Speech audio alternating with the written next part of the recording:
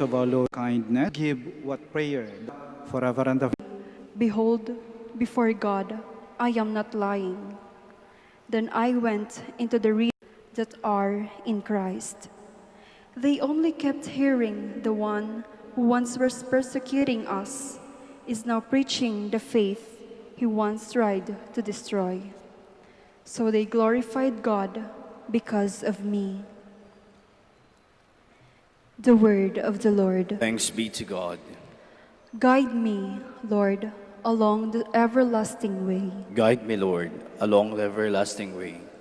O Lord, you have proud me and you know me. You know when I sit and when I stand. You understand my thoughts from afar. My journeys and my rest you scrutinize. With all my ways you are familiar. Guide me, Lord, along the everlasting way. Truly you have formed my inmost being. You knit me in my mother's womb.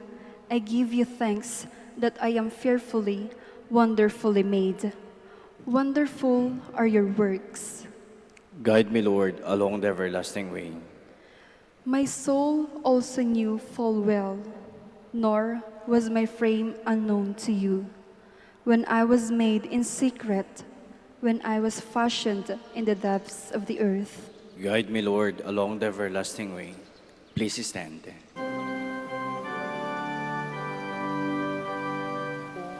Hallelujah, hallelujah, hallelujah. Blessed are those who hear the word of God and observed it.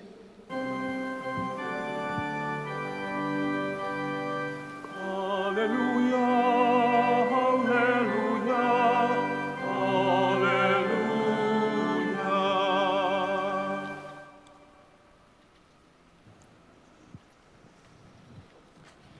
The Lord be with you. And with your spirit, A reading from the Holy Gospel according to Luke. glory to you, O Lord.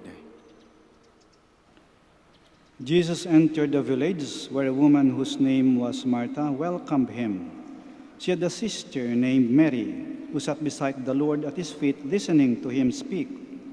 Martha, burdened with much serving, came to him and said, Lord, do you not care that my sister has left me alone by myself to do the serving? Tell her to help me. And the Lord said to her in reply, Martha, Martha, you are anxious and worried about many things. There is need only of one thing. Mary has chosen the better part, and it will not be taken away from her. The Gospel of the Lord. Praise to you, Lord Jesus Christ. Please be seated. Si Marta at si Maria ay magkapatid. Kapatid din nila si Lazaro, ang namatay na binuhay ni Jesus. Mga kaibigan sila ni Jesus. At paminsan-minsan, pumupunta si Jesus sa bahay nila kasama ang mga alagad. At pagpupunta si Jesus doon, nangangaral siya, nagtuturo siya. Si Maria, naupo lagi at nakikinig kasama ang mga alagad habang nangangaral si Jesus. Si Marta, siya yung laging abala. Nasa kusina, naghahanda, nagluluto, nag-ayos ng mesa, naghahanda ng maihain sa kanilang kilalang panauhin. Abalang-abala siya, pero nakalata siya kasi pagod, pinapawisan na siya, nag-iisa lang siya. Tapos nakita niya ang kanyang kapatid, nakaupo lang doon sa harap ni Jesus. Kaya ang sabi niya ako lang lahat ng gumagawa ng trabaho. Hindi mo lang ako tulungan rito. Ako na lang lahat. Doon sila lahat, madami sila, nag-iisa ako rito. Kaya lumabas si Marta, siguro naka-apron pa siya. Siguro may hawak pang sandok. Nilapitan si Jesus. Sinabi niya, Panginoon, sabihan mo naman yung kapatid ko. Mag-iisa lang ako sa kusina, tulungan naman niya ako. Tulungan naman niya ako. Parang pamilyar, di ba? Siguro nakarelate kayo. Kasi kuminsan parang ganun nangyayari sa atin. Naramdaman natin na ako lang ang gumagawa ng lahat. Parang walang tumutulong sa akin. Parang nag-iisa lang ako. Sarap ng buhay nila. Ako naghihirap. Parang wala mo lang umintindi sa akin. Kawawa naman ako. Kaya may karapatan si Marta na lumapit kay Jesus at parang tayo rin. Kasi naranasan natin yan eh. Wala man lang tumutulong sa akin. Kaya lumapit si Jesus kay Marta, Panginoon, pakisabi naman sa kapatid ko, tulungan ako. Magandang sagot ni Jesus.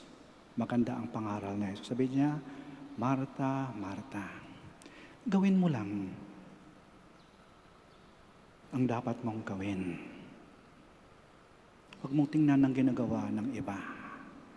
Saan ka magaling? Gawin mo ng maayos. Wherever you are good at, do it well. Huwag mo nang tingnan at hanapan pa yung iba. Gawin mo lang yung kaya mo nang hindi nagrereklamo para maging mas magaan.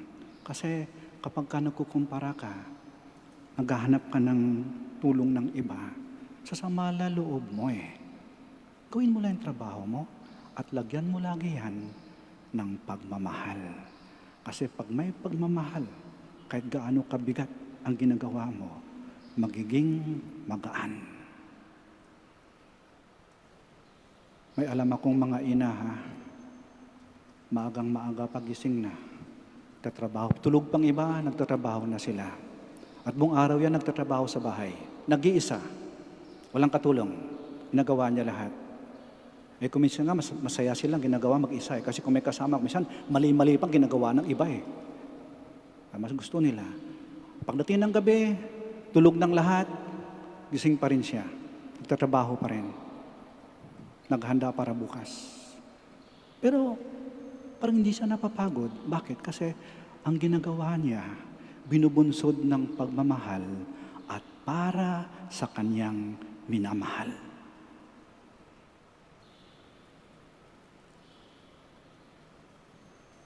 Alam niyo, ganun din ang ating mahal na ina. Ina siya eh. Kaya naranasan niya to. Kung tingnan natin ang ating mahal na ina, reynang-reyna yung dating. Ang ganda ng kanyang kasuotan, ginintuan, nagniningning, kumikislap. Dapat lang, nasa langit na kasi siya eh. Reyna siya ng langit. Pero, nung siya'y nabubuhay pa sa lupa, karaniwang nanay lang siya. At ginagawa niya, ang karaniwang ginagawa ng mga nanay. Siguro nakasuot din siya ng damit pambahay. Hindi yan suot niya, hindi. Damit pambahay. Nagluluto, naglalaba, naglilinis, inaalagaan ng kanyang mag-ama, si Jesus at si San Jose. Mag-isa. Walang reklamo. Tahimik. Ngunit punong-puno ng pagmamahal. Yan kasi nagbibigay ng pagkakaiba eh. Kahit nagaano kabigat o kahirap ang ating ginagawa. Pero pag ito'y ginagawa natin, tayo nagmamahal, naging magaan siya. At parang naging mas madali. Pero kung wala kang pagmamahal, kahit nagaano kagaan yung trabaho, parang mabigat eh. Napipilitan ka eh, persado ka eh.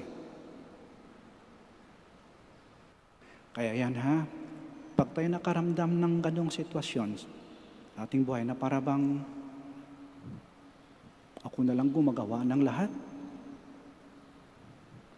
Sila nagpapasarap, ako naghihirap, walang tumutulong sa akin, walang umiintindi. Alalahanin natin si Santa Marta at ang ating ina, ang mahal na Birheng Maria. Kasi siguro si Jesus nang siya'y lumaki, siya'y masipag, siya'y responsable, siya'y tapat. Ginagawa niyang trabaho niya. Bakit? Natuto siya sa kanyang ina. Aral siya kay Maria. Buong katapatang ginagampanan ang kanyang trabaho at tungkulin.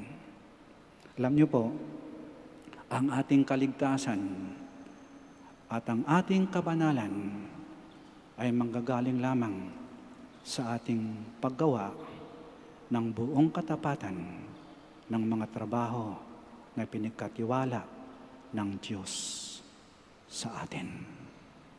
Doon lamang. Sitayo po tayo.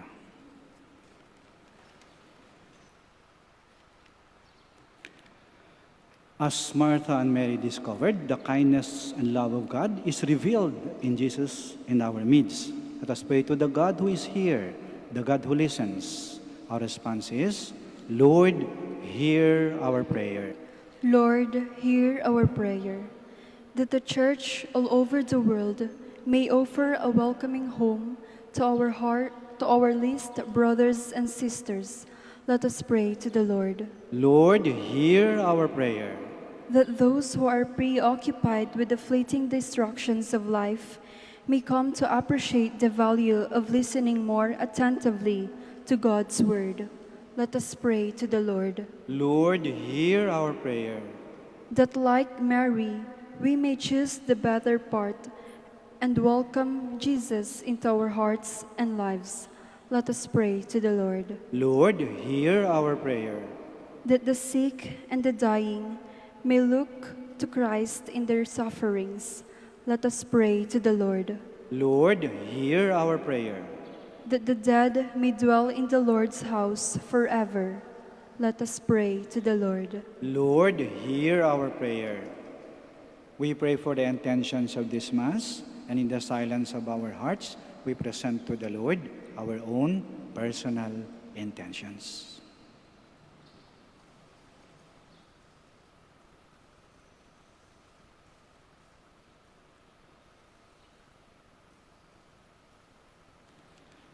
God our Father, you have sent your Son Jesus to show us the way to eternal life. May we always welcome him into our lives and have a place for him in our hearts. We make our prayer through Christ our Lord. Amen. Please be seated.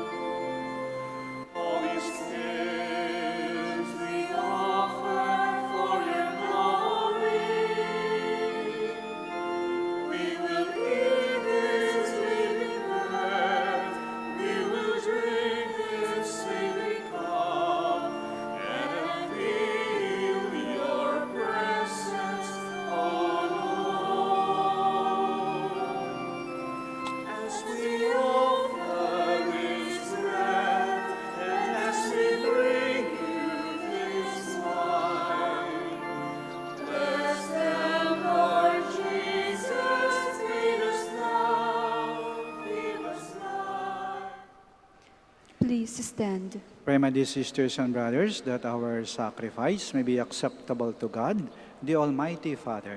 May the Lord accept the sacrifice at your hands for the praise and glory of his name, for our good and the good of all his holy church. Accept, O Lord, we pray, the sacrifices instituted by your commands, and through the sacred mysteries which we celebrate with dutiful service, graciously complete the sanctifying work by which you are pleased to redeem us, through Christ our Lord. Amen. The Lord be with you. And with your spirit. Lift up your hearts. Lift them up to the Lord. Let us give thanks to the Lord our God. It is right and just.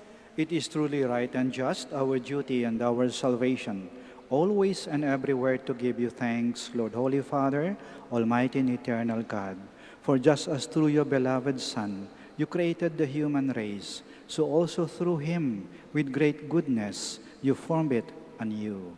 And so it is right that all your creatures serve you, all the redeemed praise you, and all your saints with one heart bless you. Therefore, we too extol you with all the angels, as in joyful celebration we acclaim, Holy, holy, holy Holy Lord, God of hosts. Heaven and earth are full of your glory. Hosanna in the highest. Blessed is he who comes in the name of the Lord. Hosanna. in the highest. Please kneel. You are indeed holy, O Lord, the fount of all holiness. Make holy, therefore, these gifts, we pray, by sending down your Spirit upon them like the dewfall, so that they may become for us the body and blood of our Lord Jesus Christ. At the time he was betrayed and entered willingly into his passion, he took bread, and giving thanks, broke it, and gave it to his disciples, saying, "Take this, all of you, and eat of it, for this is my body, which will be given up for you."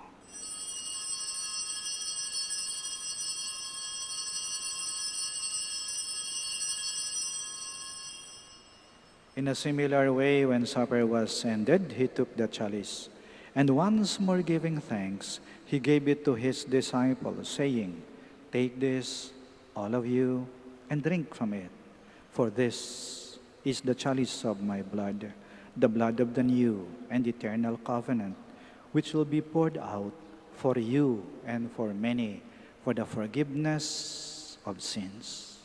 Do this in memory of me."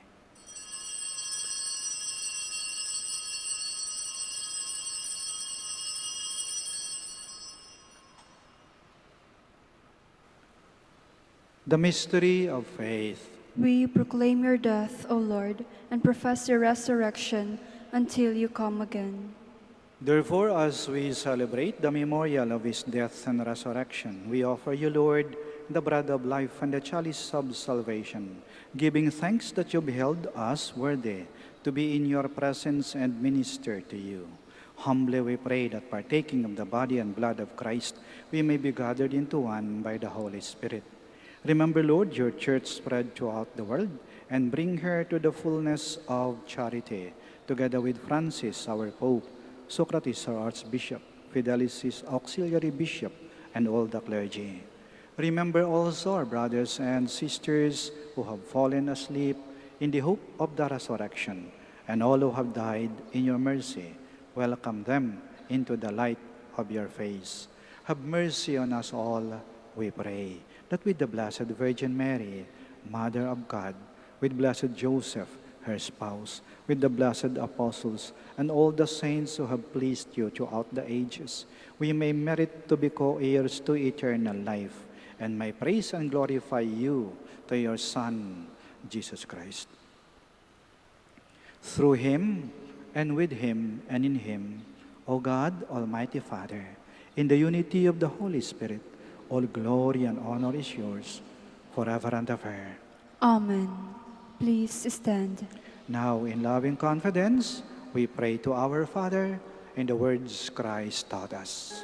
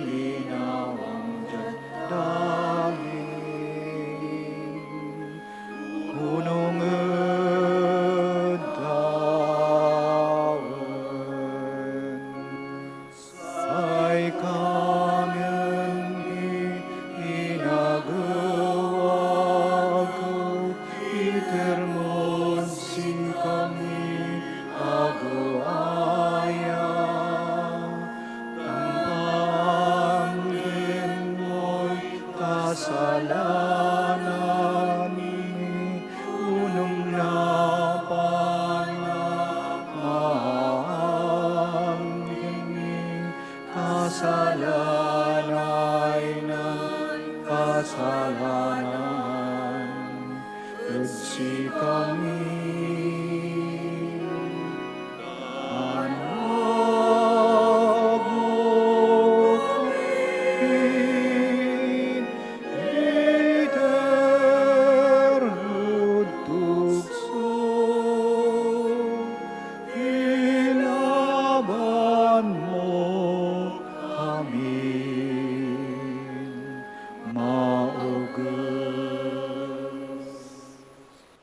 Deliver us, Lord, we pray, from every evil. Graciously grant peace in our days, that by the help of your mercy, we may be always free from sin and safe from all distress, as we await the blessed hope and the coming of our Savior, Jesus Christ. For the kingdom, the power, and the glory are yours, now and forever. Lord Jesus Christ, who said to your apostles, "Peace I leave you, my peace I give you," do not look on our sins, but on the faith of your church, and graciously grant her peace and unity, in accordance with your will, who live and reign forever and ever. Amen. The peace of the Lord be with you always. And with your spirit. We offer each other the sign of peace. Peace be with you. Peace be with you. Peace be with you. Lamb of God, You take away the sins of the world. Have mercy on us. Lamb of God, you take away the sins of the world. Have mercy on us. Lamb of God, you take away the sins of the world. Grant us peace. Please kneel. here is Jesus Christ, the Lamb of God, who takes away the sins of the world. Blessed are those called to the supper of the Lamb. Lord, I am not worthy that you should enter under my roof, but only say the word, and my soul shall be healed.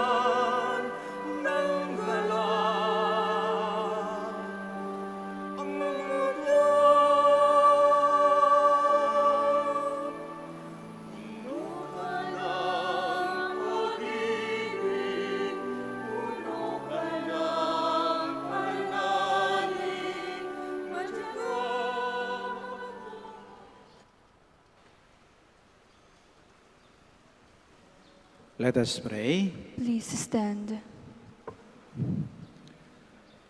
Grant us, Almighty God, that we may be refreshed and nourished by the sacrament which we have received, so as to be transformed into what we consume through Christ our Lord.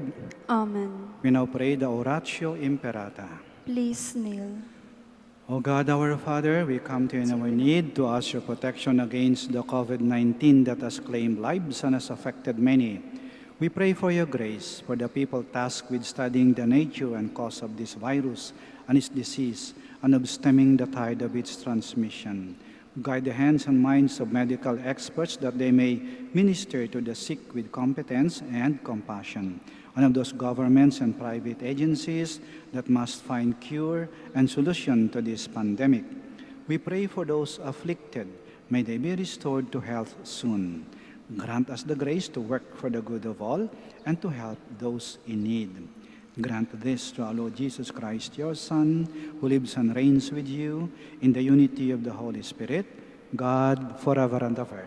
Amen. Mary, help of all Christians. Pray for us. Saint Raphael the Archangel. Pray for us. Saint Roch.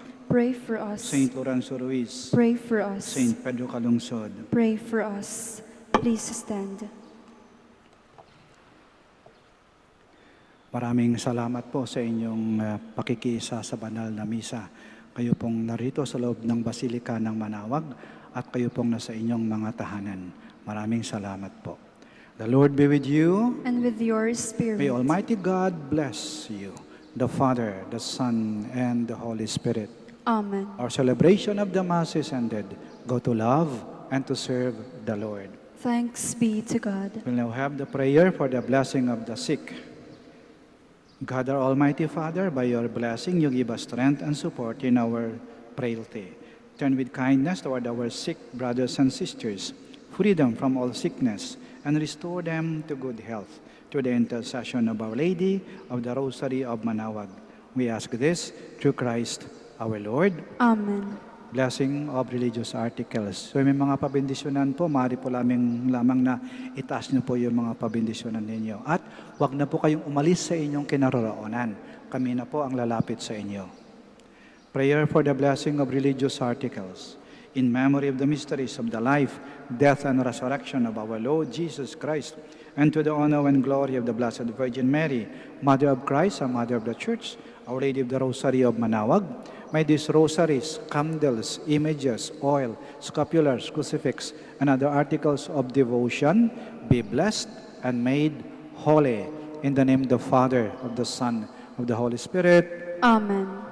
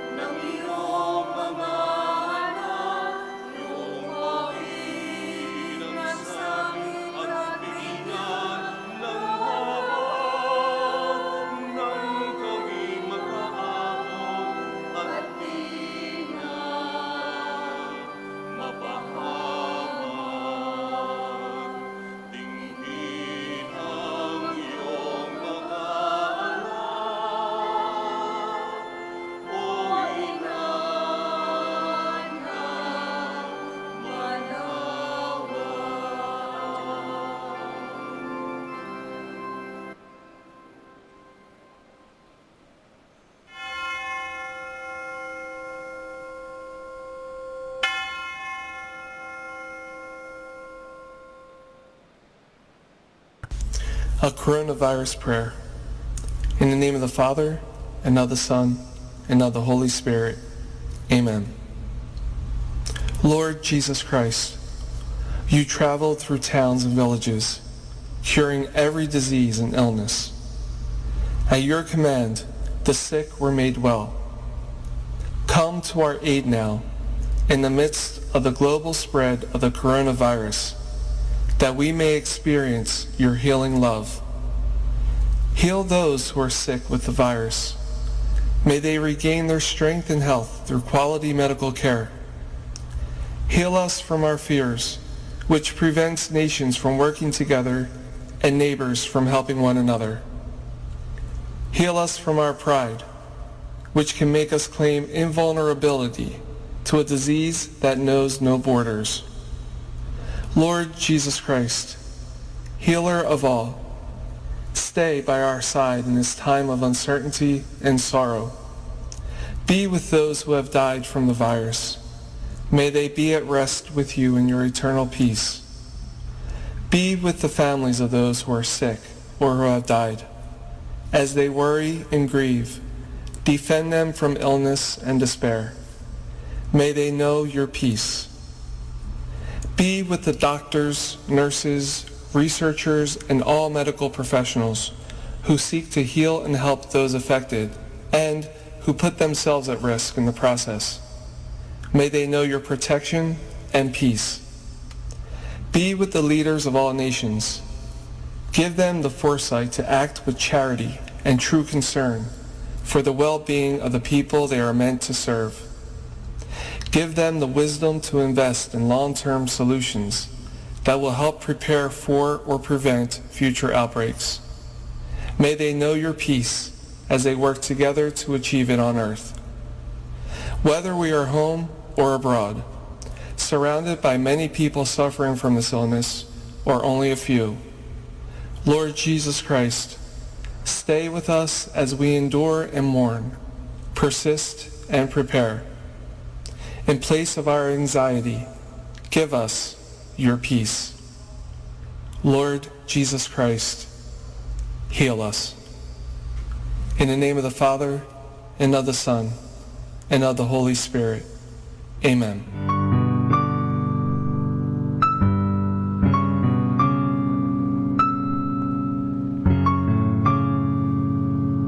Prayer for our OFW. Lord Jesus, we put ourselves at the foot of your holy cross with Our Lady of the Rosary of Manaoag, as we acknowledge that we are nothing without you, and by your death you have redeemed the world. We believe in faith that nothing is impossible with you. We lift up to you our OFW listeners all over the world, whom we offer our prayers and every Holy Mass from the Minor Basilica of Our Lady of the Rosary of Manaoag. Lord, words cannot describe and express what they are sacrificing in order to have a better chance in life.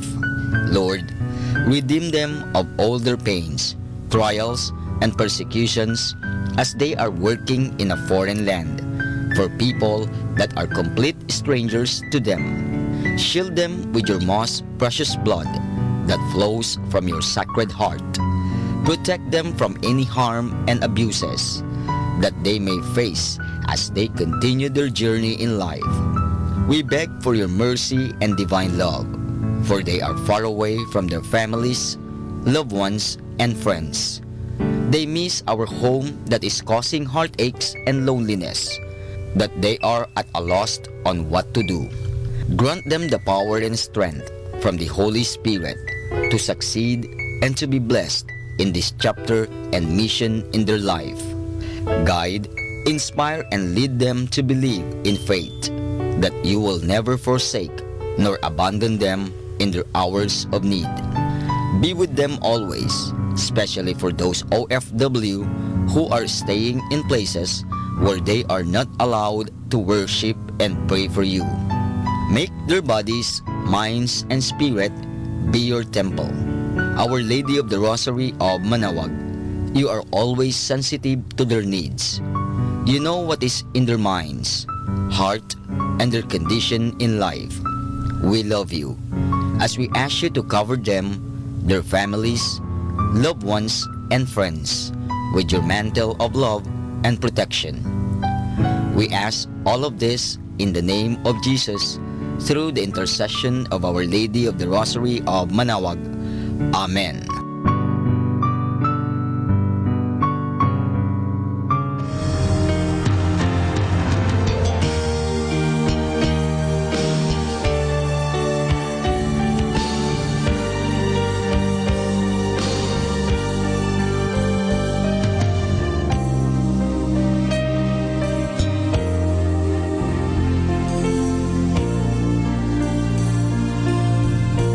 Prayer for priests. O Almighty Eternal God, look upon the face of your Son, and for love of him who is the eternal High Priest, have pity on your priests. Remember, O most compassionate God, that they are but weak and frail human beings. Stir up in them the grace of their vocation, which is in them by the imposition of the bishop's hands. Keep them close to you, lest the enemy prevail against them, so that they may never do anything in the slightest degree unworthy of their sublime vocation. O Jesus, I pray for your faithful and fervent priests, for your unfaithful and tepid priests, for your priests laboring at home or abroad in distant mission fields, for your tempted priests, for the lonely and desolate priests, for your young priests, for your dying priests, for the souls of your priests in purgatory. But above all, I commend to you the priests dearest to me, the priest who baptized me, the priests who absolved me from my sins, the priests at whose masses I assisted, and who gave me your body and blood in Holy Communion, the priests who taught and instructed me, or helped me and encouraged me, all the priests to whom I am indebted in any way. Oh Jesus, keep them all close to your heart, and bless them abundantly in time and in eternity. Amen. In the name of the Father, and of the Son, and of the Holy Spirit. Amen.